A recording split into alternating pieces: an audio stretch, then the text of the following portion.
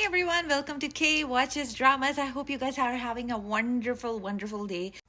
परवरिश drama episode number 33 opening shot में लड़ाई हो रही होती है दोनों पेरेंट्स के बीच में, समीर के पेरेंट्स के बीच में कि भाई उसको टूर्नामेंट ज्वाइन करने दो, उसको टूर्नामेंट नहीं ज्वाइन करने दो. मेरा सवाल ये है कि पना को तो हमने पिछले 32 एपिसोड्स में इतना ज़्यादा सपोर्टिव पेरेंट दिखाया है कि she is very supportive, she is very calm, she is very understanding, she is very very nice to her kids.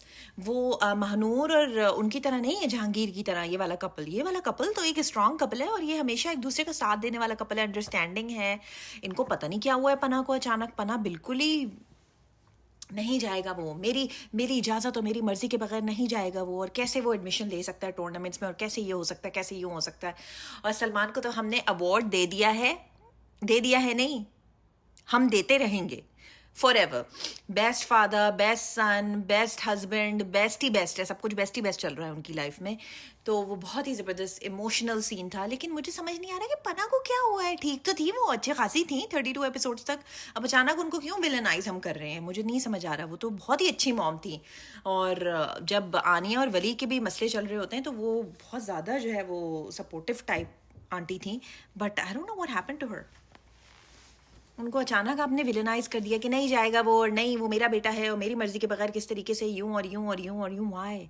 I don't understand, I just don't understand. Anyways, Aania और नुमान एजाज का बहुत scene जो है बहुत ज़्यादा इमोशनल था. आंखों में थोड़े मेरे आंसू सी आ गए कि यार वैसे ना नुमान एजाज की जो एक्टिंग है ना, इट्स अमेजिंग, इट्स इम्पेक्केबल.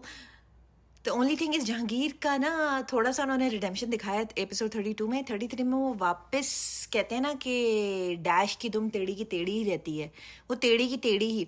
मतलब आनिया उससे अपने दिल का सपोर्ट, मतलब वो छोटी बच्ची है 13-14 साल की, वो अपने दिल का हाल अपने डैड से बयान कर रही है कि आप, मुझे बैड फील होता है डैड कि आप मेरे लिए उस तरह क्यों नहीं खड़े होते जिस तरह समीर के डैड उसके लिए खड़े होते. और हर बच्चे को, हर देसी बच्चे को ये फीलिंग कहीं ना कहीं लाइफ में आती ही आती है. अगर आप एक देसी चाइल्ड हैं और आप मुझसे कह रहे हैं कि कभी आपको अपने पेरेंट्स की तरफ से उस तरह की फीलिंग नहीं आई, तो आप झूठ बोल रहे हैं. You are a liar. हर देसी बच्चे को ऐसी फीलिंग आती है कि यार जिस तरीके से XYZ के पेरेंट्स उसके सपोर्ट में खड़े हैं, उस तरह मेरे पेरेंट्स मेरे सपोर्ट में क्यों नहीं खड़े हुए इन दिस सिचुएशन और इन दैट सिचुएशन, या ये वो. ठीक है, वो अपनी बच्ची, वो जो छोटी बच्ची है वो अपना करके चली गई इमोशनल कथारसिस. जहांगीर सोच रहे हैं जिंदगी भर इसकी माँ से माफ़ी तलाफ़ी की और अब बच्चों से माफ़ी तलाफ़ी करने का टाइम आ गया. What is wrong with you? She's a 13-year-old child. अपने इमोशनल वॉइड वो अपने माँ बाप से शेयर नहीं करेगी तो क्या पड़ोसियों से शेयर करेगी. और इस बंदे को अपने अलावा कुछ और नज़र ही नहीं आता. मतलब खैर, ऐसे बाप बहुत रियल दिखाएं. सलमान टाइप बाप बहुत कम होते हैं, शायद नॉन एग्जिस्टेंट होते हैं. और जिनके पास हैं, आप बहुत लकी हैं, जिस दुनिया के लकीएस्ट पीपल में से हैं. हर किसी के पास ऐसे बाप नहीं होते. तो अपने, अगर आपके पास इतने प्यारे डैड हैं जो आपको हर चीज़ में सपोर्ट करते हैं, हर चीज़ में आपके साथ खड़े रहते हैं, आप बस उनको अपने दिल से बहुत करीब रखिए. ओके, इमोशनल नहीं हो रही मैं, लेकिन सिर्फ एक बात कह रही हूँ. मुझे माया का थॉट प्रोसेस समझ में आया जब वो बहुत ज़्यादा अपसेट हो जाती है, because she is a studious student और वो बहुत ज़्यादा क्रेजी है पढ़ाई के मामले में. और जब उसको फील हुआ कि यार मैं इतनी ज़्यादा पढ़ाई को मैंने बैक फुट पे रख दिया कि मुझे ये तक नहीं पता कि मेरे मॉक एग्जाम्स थे, वो एग्ज़ाम नहीं दे पाई. ऑफ कोर्स क्या देती, फेल ही हो जाती और उसकी स्कॉलरशिप लूज़ हो जाती. मुझे उसका पॉइंट ऑफ व्यू समझ आ गया, मुझे वली का पॉइंट ऑफ व्यू भी समझ आ गया कि वली के लिए ये चीज़ इंपॉर्टेंट ही नहीं है. इंपॉर्टेंट होती तो वो अभी अपने घर पे होता, मेडिकल स्कूल पढ़ रहा होता. उसके लिए इंपॉर्टेंट ही नहीं है. तो उसने माया को झाड़ दिया कि तुम समझती क्या अपने आप को, और ये कितनी बचकाना हरकत है, और तुमने टेस्ट नहीं दिया तो तुमने जो है पूरा सबको सर पे उठा लिया, और जो है ये और वो.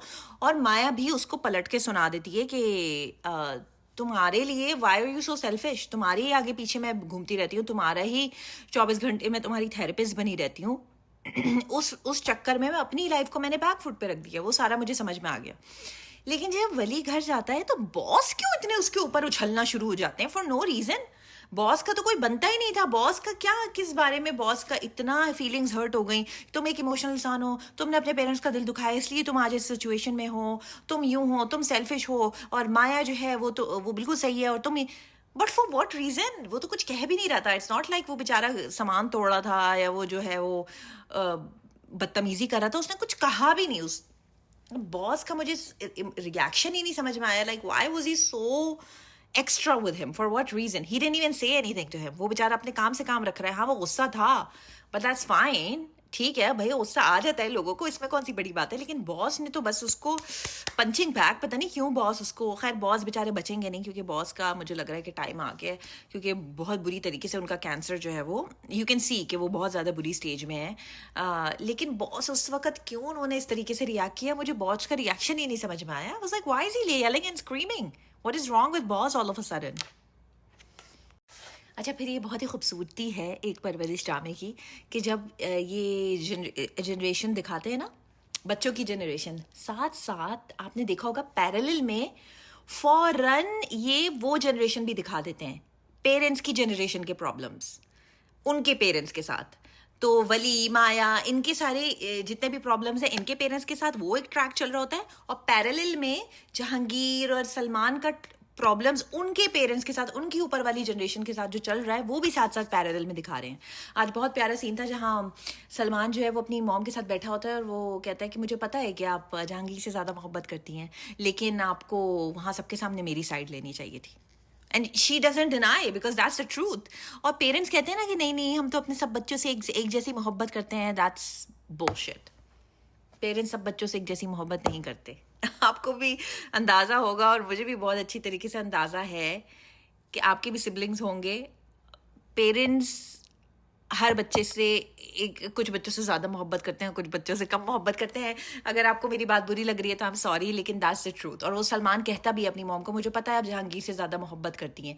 अच्छा, मॉम जो है वो थोड़ी सी इमोशनल ब्लैकमेलिंग जोन में चली जाती हैं, और वो कहती हैं कि हाँ तुमने तो इतना जो है ना हंगामा किया घर में, और तुम्हें तो अपने पेरेंट्स की इज्जत का कोई ख्याल नहीं है, ये भी नहीं देखा कि पेरेंट्स खड़े हुए हैं तो उनकी इज्जत में चुपी हो जाऊँ। ये क्या बात है, आप कहाँ से लेके आ गई दादी जी ये बात, ये क्या बात है। अगर भाई सबके सामने एक बात चल रही थी तो उसने अपना स्टैंड रखा, उसने अपना पॉइंट ऑफ व्यू रखा, इसमें उसने बदतमीजी तो कोई भी नहीं की। मुझे नहीं लगता सलमान ने कोई भी बदतमीजी की है। नेक्स्ट डे जब वो नाश्ते की टेबल पे अब वो कहता भी है कि जहांगीर ने नाश्ता नहीं किया तो आपने भी नाश्ता नहीं किया, और आप भी नाश्ता छोड़ के चली गई। तो खैर ये तो बात मुझे तो 100% पता है। अब हाँ, बच्चों का दिल रखने के लिए अगर पेरेंट्स कहते हैं कि हम तो तुम सबसे एक जैसी मोहब्बत करते हैं, that is not true, not true, not true at all. और ये बात मैं टैटू करवाने के लिए राजी हूँ कि पेरेंट्स सारे बच्चों से एक जैसी मोहब्बत नहीं करते, कुछ से ज़्यादा करते हैं, कुछ से कम करते हैं। There is nothing wrong with that, लेकिन ये एक हर पेरेंट का होता है, हम तो बेटा तुम सब से एक जैसी, नो दैट्स नॉट ट्रू। नहीं, नहीं करते। एनीवेज, फिर वो नाश्ते की टेबल पे जो है ना, उससे कहता है सॉरी सॉरी जहांगीर से, सलमान सॉरी यार, मेरा वो जो है मैंने तुमसे बदतमीजी की, I shouldn't have talk to you like that. लेकिन जहांगीर का तो नार्सिसिज्म ही नहीं कंट्रोल में आ रहा। हाँ, रातों रात ऐसा क्या हो गया कि तुम्हारा स्टैंस ही बदल गया। वो कह रहा है मैं स्टैंस नहीं बदला, मेरा स्टैंस वही का वही है, बट मुझे ये रियलाइज हुआ कि I should have talk to in that tone, तो मैं सिर्फ अपनी टोन के लिए माफी मांग रहा हूँ। लेकिन जहांगीर ने वो सुई पकड़ ली, बस उसकी सुई उधर ही अटकी रही। ये सब कहने से क्या होता है? यार कोई आपसे माफी मांग रहा है मतलब, और वो भी सबके सामने, राइट? क्योंकि उनके डैड भी कहते हैं कि सबके सामने माफ़ी मांगने की तुम्हें जो है वो हम बाद में बात कर लेंगे बेटा, आराम से बात कर लेंगे। तो सलमान कहते हैं कि नहीं, सलमान बहुत ही ज़्यादा यार दिल जीत रहे हैं, वो बार बार हर सीन में दिल जीत रहे हैं। तो सलमान कहते हैं कि नहीं, जब मैंने बदतमीज़ी सबके सामने की थी तो माफ़ी भी मैं सबके सामने मांगूंगा। फिर वो ले जा रहे होते हैं समीर को, और समीर उनको हक कर लेता है। मेरी आंखों में आंसू, आपको पता है मैं कितनी इमोशनल और सेंसिटिव बंदी हूँ। अच्छा, और वहाँ अमल का जो है वो अमास के साथ स्पार्क्स शुरू हो गए हैं, चीज़ें शुरू हो गई हैं। आपको पता है वो वली को भी भरोसे में लेके उसको भी बता देती है कि यू नो ये प्रोफेसर असिस्टेंट है और मेरे साथ प्रोजेक्ट करना चाहता है, व्हाट डू यू थिंक। और वली जो है वो हंस रहा होता है कि इनका है, आपको पता ही है कि इनका स्टार्ट तो करना ही है ना, हमने करना ही है, आपको पता ही है। खैर चलो, फिर वो माया से माफ़ी मांग लेता है, cute cute cute cute patch up हो जाता है, बहुत ही क्यूट। माया भी उससे माफ़ी मांग लेती है, लेकिन ये भी बहुत नेचुरल दिखाया है कि of course Maya wants to focus on her studies, but at the same time she likes him so much that she is very distracted. वो studies को बार बार भाई ये नेचुरल सी बात है यार, नेचुरल सी बात है। आप अगर किसी को इतना पसंद करते हैं, you are in love with a guy, और स्टडीज आपके बीच में है, तो स्टडीज तो कॉम्प्रोमाइज होंगी ही ना, स्टडीज तो और वो ये भी अपने आप से कहती है कि oh my God just focus focus focus, you know. अभी उससे बोल के गई हूँ कि मैं बस स्टडीज को प्रायोरिटाइज करूंगी और स्टडीज पे ध्यान दूंगी, और अब फिर वही मेरे दिमाग में चल रहा है। It is very natural, this what I love about Parwarish, everything is natural, everything is realistic, and everything is very relatable. हम सबका फेवरेट, मेरा फेवरेट, आपका फेवरेट, डायन, एपिसोड नंबर 46। तड़पेगा तू भी, तड़पेगा तू भी, तड़पेगा तू भी, मान ले बेदर्द यार। CID एपिसोड थी आज की, मजा आ गया मुझे। आज तो ड्रामा ही फ्लैशबैक से शुरू हुआ। वाह वाह, आई लव डायन टीम। उन्होंने तो कहा कि हम जो लास्ट एपिसोड में आपने देखा होगा, कल वाली जो एपिसोड थी, उसका लास्ट सीन जो था जहाँ शबाब देवी घर छोड़ के जा रही होती है बेबी के साथ, और निहाल के साथ उनका होता है आमना सामना, उसी से एपिसोड शुरू हुई, उसी फ्लैशबैक से, कि उनको लगा हो डायरेक्टर, क्योंकि हम कहीं भूल ना गए हों 24 घंटे में, तो उन्होंने स्लो मो में पहले वो पूरा फ्लैशबैक दिखाया, और फिर उन्होंने वो फ्लैशबैक भी दिखाया जहाँ निहाल बच्चे के अकीके में बेटा मांगने जाती है अपना, कि मुझे मेरा बेटा दे दें प्लीज़ साईं, मुझे मेरा बेटा दे दें, मैं हुनैन का वास्ता आपको प्लीज़ साईं। वो पूरा उन्होंने दिखाया कि आपको ये याद रहे कि मीशा नैनी ये सब कर क्यों रही है, उसका मोटिव क्या है, कहीं आप भूल ना जाएं। अच्छा, मीशा नैनी वापस अपना बैग लेके आती है, बैग में होती है गन। ज़ीक्यू रास्ते में रोक लेती है। कहाँ जा रही हो, कहाँ से आई हो? वो कहती है कि मैं बाहर से आई हूँ। कहती है अपना बैग चेक कराओ। बैग में होती है गन। ज़ीक्यू बैग खोलने लगती है, पीछे से उसका बेटा आ जाता है ज़ीक्यू का, उसको चोट लगी होती है। तो निहाल के एक्सप्रेशन ऐसे होते हैं, सॉरी मीशा उर्फ मीशा नैनी के एक्सप्रेशन ऐसे होते हैं कि थैंक गॉड मैं बच गई।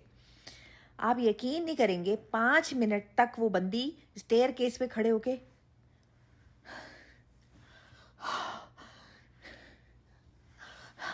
अरे यार तुम अभी बची हो, अभी तुम बाल बाल बची हो, तुम्हारा बैग चेक हो जाता तो उसी गन से जो है ना ज़ीक्यू तुम्हारा सर में गोली मार देती। अभी अभी बची हो, अपना बैग पकड़ो, भागो ऊपर अपने कमरे में।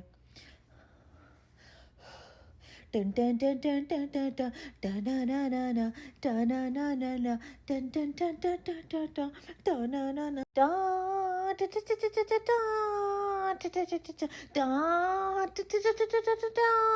टा टा। बची हो तो भागो ना, तुम अब वहां खड़े होके टाँ टाँ करती रहोगी तो इतने में वो वापस आ जाएगी। यार जियो जो है ना वो टिपिकल मतलब कि सीरियसली एक इंडियन चैनल होना चाहिए था, मैं मजाक नहीं कर रही, सीरियसली इंडियन चैनल होना चाहिए था।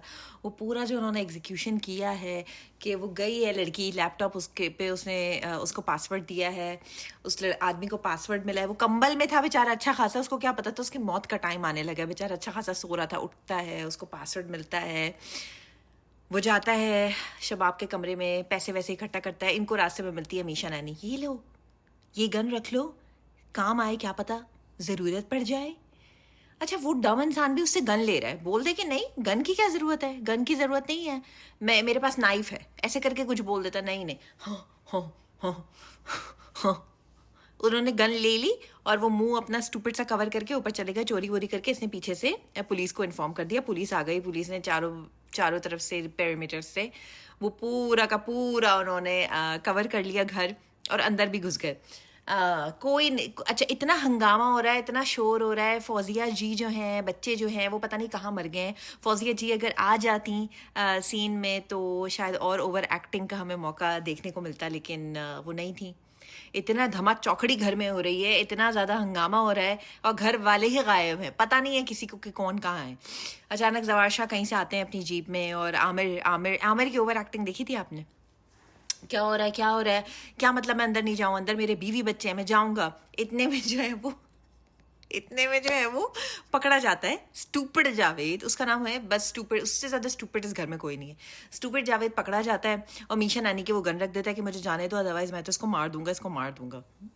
मीशा नानी उसका वो स्कार्फ नीचे कर देती हैं।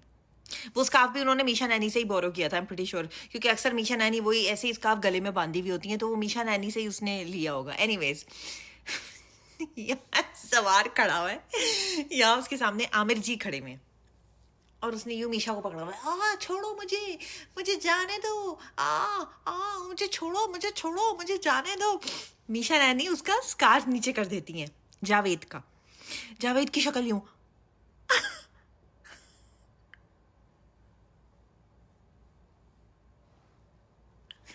सीरियसली मैन, जावेद देख रहे हैं, जवार को सामने खड़ा हुआ है, जावेद के होश हवास उड़ गए। ये मुझे फंसा रही है, ये मुझे फंसा रही है, ये सब इसकी चाल है, ये मुझे फंसा रही है, ये मुझे फंसा रही है। यार मैं पूरा वक्त ये चीख रही थी कि इसको कोई मार दे, ये जो आदमी है ना, इसके कोई पैर में गोली मार दे। अच्छा, हमेशा कॉप्स का ये होता है कि वो हमेशा दिल पे या दिमाग पे या सर पे ऐसी जगह गोली मारते हैं कि इंसान को लगे और इंसान सीधा ऊपर पहुंच जाए। भाई आप उसके पैर में गोली मार दें, आप उसके हाथ में गोली मार दें, ताकि वो उसकी ग्रिप जो है वो लूज हो जाए और मीशा वहां से भाग जाए। नहीं नहीं, उन्होंने ऐसी जावेद को गोली मारी कि जावेद वहीं लुढ़क गए। और मीशा नैनी की एक्टिंग जब वो लुढ़के थे जब पहले गन शॉट हुआ और उसने मीशा नैनी की यहाँ बंदूक रखी हुई थी, तो गन शॉट हुआ, तो मैंने कहा कि मीशा को तो खैर कुछ नहीं हो सकता, मीशा तो आपको पता है इटर्नल लाइफ लेके आई है, वो तो उनको तो कुछ नहीं हो सकता। तो मैंने कहा कि शायद उसने गोली चलाई होगी और मिस हो गई होगी उससे फायर, क्योंकि मीशा ने बंदूक जो है वो अपने से दूर कर दी होगी। नहीं भाई, पता चला कि कॉप्स ने जो है वो जावेद को गोली मार दी है। जब गन शॉट दिखाया ना उन्होंने, इतना स्ट्रेटेजिकली डायरेक्टर्स आपने शूट किया उसको कि उन्होंने गन शॉट दिखाया तो उन्होंने मीशा के जावेद की शक्ल नहीं दिखाई, उन्होंने शक्ल दिखाई आमिर की। आमिर आमिर की पैंट गीली हो रही, आमिर जो है वो पिलर के पीछे जैसे गोली जो है वो यू टर्न लेके आमिर को लग जाएगी, छुप रहा है पिलर के पीछे। एनीवे, फिर दिखाया कि बेसिकली जावेद को ही गोली लगी है, जावेद वहीं टन टनाटन टन उनका हो गया, उसी वक्त ऊपर चले गए वो। अच्छा, मीशा नानी की एक्टिंग जवार शाह आते हैं भागते हुए, मीशा नानी हूँ, जवार शाह आते हैं भागते हुए मीशा नानी को कंसोल करने के लिए, क्योंकि उनको बहुत ही ट्रॉमा से वो गुजरी हैं। तो मीशा नानी हूँ जवार शाह को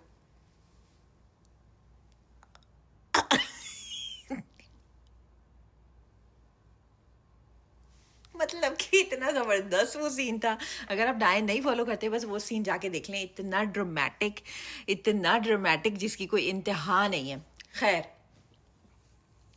फिर आमिर जो है उसका वो बैग खोलते हैं, देखते हैं कि सब उसकी शबाब देवी की सारी ज्वेलरी और वो पैसे वैसे लेके भाग रहा था ना जावेद।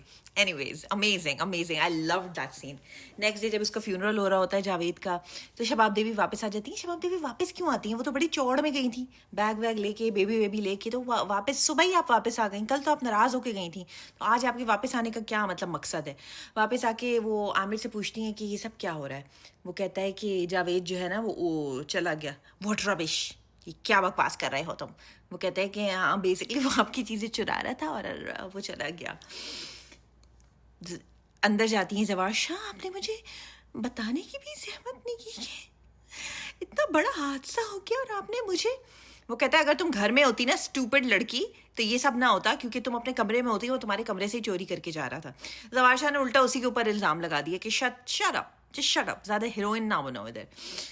यार लेकिन लग बहुत प्यारी रही थी हिरामानी, उस सीन में बहुत प्यारी लग रही थी। खैर एनीवेज, वो कहती है कि आपकी बहन ने मुझे जहर दिया और आपने मेरे ही ऊपर डाल दिया इल्जाम, मेरे ऊपर। खैर इनका ये चल रहा होता है ड्रामा, पीछे से आती है पुलिस और पुलिस कहती है हम तो सबके फिंगरप्रिंट्स लेंगे बिकॉज जावेद को। अच्छा, अब हुआ इंटरेस्टिंग ड्रामा। तो अब अगर कोई नहीं देख रहा था पिछली 46 एपिसोड से, तो now is the time to watch this drama because I am telling you now it's getting very interesting. वो कहते हैं कि हमें फिंगरप्रिंट्स भी मिले हैं और हमें सिम का भी कुछ पता चला है, जिससे जावेद जो है वो जिससे टेक्सटिंग कर रहा था। मीशा नानी सुन लेती है, उनकी हालत ख़राब, वो जाके सिम विम तोड़ देती हैं, अपनी बाथरूम में फ्लश कर देती हैं। मीशा नानी का एक बहुत क्लोज रिलेशनशिप है टॉयलेट सीट से। जो चीज़ का उन्हें छुटकारा चाहिए होता है, उनको डायमंड ब्रेसलेट दिया था जवार जी ने, वो उन्होंने टंग करके वॉशरूम में, फिर उन्होंने सिम, उनकी जान छूटी। अब पता चलेगा नेक्स्ट एपिसोड में कि जब उनको होगा कुछ भी नहीं, कुछ ना कुछ बहाना करके वो वहाँ से निकल जाएगी, क्योंकि पुलिस ऑफिसर कहते हैं कि ये कौन है, ये लड़की कौन है। जवार शाह कहते हैं हमारी फैमिली मेम्बर है। Family member? How is she your family member? She changes your kids' diapers. How is she a family member? और फिर मीशा कहती है नहीं मैं तो नैनी हूँ। जवारशा कहते हैं कि हाँ तो ये मेरी फैमिली मेम्बर भी है और ये मेरे बच्चे को भी संभालती है। ऑफिसर आप इससे इतनी क्रॉस क्वेश्चनिंग क्यों कर रहे हैं, आप अपना काम करें ना। फाइनली फौजिया भी आ जाती हैं और हिरामानी भी आ जाती हैं। फौजिया क्यों नहीं थी यार वो चोर वाले सीन में, चोर सिपाही, मतलब कहाँ थी आप, इतना घर में दंगा हो रहा है, वेयर आर यू। देखेंगे अब नेक्स्ट एपिसोड में, लेकिन अगर जो कोई नहीं फॉलो कर रहा प्लीज जाके फॉलो कर लें मेरे कहने पे। मैंने सोचा कि एक झूठी कहानी को एक और चांस देना चाहिए बिकॉज पोटेंशियल तो था, लेकिन यार मैं इतनी टर्न ऑफ हो गई थी वो 5 बहनों से इन द फर्स्ट एपिसोड। वो जो 5 बहनें बहुत ज़्यादा मैं टर्न ऑफ हो गई थी। और ऊपर से जो उनके वो है ना ओल्डर, उनके घर में हबीब साहब जो जिनका नाम है जो केयर टेकर है, उनकी भी ना उनका I enjoy his performance. The only thing is वो बहुत ज़्यादा जो है ना ड्रैग हो जाते हैं उनके सीन्स विद गर्लफ्रेंड, जो उनकी गर्लफ्रेंड है ना। अदरवाइज ज़ारा नूर और उसकी परफॉर्मेंस बहुत अच्छी है। मोहिब की अगर आप उन 5 बहनों को इग्नोर कर दें, फास्ट फॉरवर्ड कर दें उनके सीन्स और सिर्फ ज़ारा और मोहिब के सीन्स देखें, या ज़ारा का जो बॉयफ्रेंड है जिम वाला उसके सीन्स देखें, तो आपको मज़ा आएगा। तो मैंने यही किया, मैंने आगे आगे कर दिए उनकी सबके सीन्स लड़कियों के। I liked it. तो होता ये है कि ज़ारा जो है वो लेके जाती है मोहिब को बातों ही बातों में, 2 मुलाकातों में वो उसको रेस्टोरेंट लेके जाती है और वो दोनों they're having a good chat and you know उनका बैंटर मुझे बहुत पसंद आ रहा है। क्योंकि वो लड़का जो है वो बहुत ही ज़्यादा कंफ्यूज है कि यार ये लड़की एक्टिंग कर रही थी the whole time she was acting, इसका कोई एक्सीडेंट नहीं हुआ था। और वो लड़की कहती है कि भाई पैसे पैसे पैसे, बस मुझे पैसे चाहिए, मुझे पैसे दो, मुझे थिएटर स्कूल ज्वाइन करना है। वो लड़का कहता है कि तुम अपना यूट्यूब स्टार्ट कर, तो कहती है नहीं कि नहीं मैं थिएटर जाके ना लर्न करना चाहती हूँ एक्टिंग। और तो वो लड़का बहुत ज़्यादा उससे इम्प्रेस हो रहा है। मुझे इन दोनों की केमिस्ट्री, मुझे इन दोनों की वाइब बहुत बहुत मज़े की लग रही है। क्योंकि ज़ारा जो है ना वो अपने आप को बेसिकली डंके की चोट पर प्रोमोट कर रही है। एक टिकटॉक पे कमेंट आया मुझे, वो कह रहे हैं आप अपने आप को परम पोट कर रही हैं, PERMPOTE, परम पोट। तो देखिए every day is a learning lesson, every day is a learning game. किस दिन आपको क्या एजुकेशन मिल जाए आपको पता नहीं होता। परम पोट, तो परम पोट ज़ारा ने किया उसको मोहिब को अपने टैलेंट के बारे में, विच इज़ ग्रेट। यार मुझे ना उसका सीन बहुत अच्छा लगा, वो जो नहीं आता जिम वाला बॉयफ्रेंड है, रिश्ता लेने आता है। देखिए मुझे जब गुस्सा आता है ना तो मैं लोगों की गाड़ियाँ तोड़ देता हूँ। तो उसकी जो डैड है ना ज़ारा के, वो कहते हैं कि कोई बात नहीं, हमारे घर में सिर्फ 2 बल्बें और 3 टाइप ट्यूबलाइटें, आप एक काम करें वो तोड़ दें ताकि हमारे घर में वो बिल भी ना आए। मुझे उनका बहुत अच्छा लगा। मुझे जो है वो ये लड़का जो है इसकी एक्टिंग भी अच्छी है और इसका कॉमिक टाइमिंग भी बहुत अच्छी है। So I am loving it. 5 घर में बहनें हैं, like grown as adult women, लेट के ना यार भाई अभी तक आए नहीं, खाना कब आएगा, इतनी भूख लग रही है। मतलब शेम ऑन यू मैन। मतलब आप पता है कि आप बिल्कुल ही उस तरह की काहिल और आलसी टाइप लड़कियां दिखाई हैं, लेकिन आजकल किस लड़की को ऑमलेट और अंडा बनाना नहीं आता, या किस लड़की को बॉयल एग नहीं बनाना आता, किस लड़की को मैगी नूडल बनाना नहीं आता। कि आप इतनी काहिल हैं कि आपसे भाई खाना कब लेके आएंगे यार, मतलब ना ऐसे पड़ी हुई थी सब लिविंग रूम में, और भाई खाना कब लेकर आएंगे। और भाई बेचारे लेकर आ रहे होते हैं, लेकिन वो ज़ारा वाला पूरा इंसिडेंट हो जाता है। भाई घर आते हैं, खाना वाना वो सर्व करते हैं। चावल ठंडे कैसे हो गए, आपने प्लास्टिक के कंटेनर में रखे थे क्या। मतलब I am just getting so hours to watching all these 5 girls, मतलब 5 ग्रोन एस अडल्ट गर्ल्स। हम तो शादी नहीं होने देंगे, अब्बा की ख्वाहिश थी कि पहले हम सबकी शादी हो, उसके बाद हमारे भाई की शादी होगी। तो बेटा इसमें तो भाई आपका 300 साल का हो जाएगा, उसके शायद जन्नत में ही फिर उसकी हूरों से ही शादी होगी, क्योंकि इस लाइफ टाइम में तो फिर मुश्किल ही है। जिसकी आप जैसी बहनों उसका कोई बनता नहीं है, और ना ही हो तो अच्छा है, क्योंकि भाभी कहाँ हैंडल करेगी इन 5 मॉन्स्टर्स को।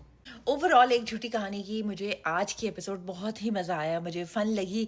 और मुझे ये भी नहीं लगा कि रमज़ान ड्रामा टाइप फील आ रही है। रमज़ान ड्रामा टाइप फील बिल्कुल भी नहीं थी। रमज़ान ड्रामास की जो एक फील आती है ना, एक होता है हम रोम कॉम को हमने एसोसिएट कर दिए कि रमज़ान ड्रामास, नहीं नहीं वो फील नहीं थी, वो फील नहीं थी। बहुत मज़ा आया मुझे। वो जो हबीब साहब हैं उन्होंने जाके छुपके से इनसे शादी कर ली है सफ़िया से, जो उनकी गर्लफ्रेंड थी, जो उनको पार्क में छुप छुप के मिल रही थी। और वो बेचारे सफ़िया को दुल्हन बना के जब घर लाते हैं तो घर के सारे दरवाजे बहनों ने लॉक किए हुए होते हैं। तो बेचारे हबीब साहब जो हैं दीवार टाप के जाने लगते हैं घर में, और जैसे वो कूदते हैं तो होता क्या है कि सारी बहनें मिलकर उनकी धुनाई करती हैं, क्योंकि बहनें समझती हैं कि कोई चोर आ गया है। और सफ़िया को बाहर आवाज़ें आ जाती हैं कि हाय हाय हाय हाय ये क्या हो रहा है, हाय हाय ये क्या हो रहा है, हाय हाय ये उनको तो किसी ने अटैक कर दिया। मुझे लग रहा था कि वो किसी तरीके से जाके दरवाज़ा खटखटाएंगी, प्लीज़ उनको छोड़ें, वो बेचारे बेचारे बेचारे उनको छोड़ दें, वो तो हबीब साहब हैं, आपको गलतफहमी हुई है। सफ़िया ने क्या किया, सफ़िया भाग गई यार, वो भाग गई वापस उल्टे पैरों, भाग गई वो, शी रैन अवे। तो ओवरऑल अच्छा है, बस यही है कि वो जो 5 बहनें बहुत इरिटेटिंग हैं। और वो जो स्टूपिड वो खेल रहा है ना गेम, डबल गेम, जो मोहिब का दोस्त है, यहाँ भी और वहाँ भी। I won't say he is irritating, but he has like at least some dynamic to his character. बस ये 5 बहनों की जगह अगर 3 बहनें भी होती ना तो थोड़ा सा, लेकिन यार 5 रियली। चलो खैर, देखते हैं आगे क्या होता है, मज़ा आएगा। प्लीज़ ज़रूर बताइएगा आप लोग को कैसी लगी एक झूठी कहानी, परवरिश और डायन के एपिसोड। सब्सक्राइब करें, लाइक करें, और मुझे बताएं आप इंस्टाग्राम से आए हैं या टिकटॉक से आए हैं। टिकटॉक पे कुछ लोग मुझसे पूछते हैं आपने कमेंट्स क्यों ऑफ किए हैं। मैंने कमेंट्स इसलिए ऑफ किए हुए हैं कि टिकटॉक पे ना बहुत ज़्यादा नेगेटिविटी है, बहुत ज़्यादा। वही कंटेंट मैं जब इंस्टाग्राम पे पोस्ट करती हूँ तो बिल्कुल मुझे नेगेटिविटी फील नहीं होती, बट टिकटॉक पे a lot of negativity. Unfortunately मेरी रीच ऐसी है टिकटॉक पे, जहाँ पे लोगों से एक लड़की हु स्पीक्स हर माइंड नहीं बर्दाश्त होती, एक लड़की जो इंग्लिश के वर्ड्स बीच बीच में बोल दे वो नहीं बर्दाश्त होती, एक लड़की जो अपना थॉट प्रोसेस फ्लुएंटली और कॉन्फिडेंटली एग्जीक्यूट करे वो नहीं बर्दाश्त होती। तो नेगेटिविटी बहुत है वहाँ पे। तो नेगेटिव स्पेस में ना मैं I don't want to give that kind of access to the audiences, जहाँ वो मैं नहीं चाहती कि इतना वो। एनीवेज, लेकिन इंस्टाग्राम पे मैं वही कंटेंट पोस्ट करती हूँ, नो प्रॉब्लम्स। इवन अब तो यूट्यूब पे भी मैं वही कंटेंट पोस्ट कर रही हूँ, नो प्रॉब्लम। तो I think her social media की ना अलग अलग काइंड ऑफ रीच है, अलग अलग काइंड ऑफ ऑडियंसेस हैं जो उनको देख रही हैं। आई थिंक यूट्यूब की ऑडियंसेस सबसे ज़्यादा खुले दिमाग की हैं, बट इंस्टाग्राम की उसके बाद, और फिर टिकटॉक की तो बिल्कुल ही गटर में, आई एम सॉरी टू से। लेकिन please do like the video, subscribe and follow, and I love talking to you guys here. Love you guys. See you tomorrow with the share drama. Mangdini vichikorai ne katai. Okay, bye.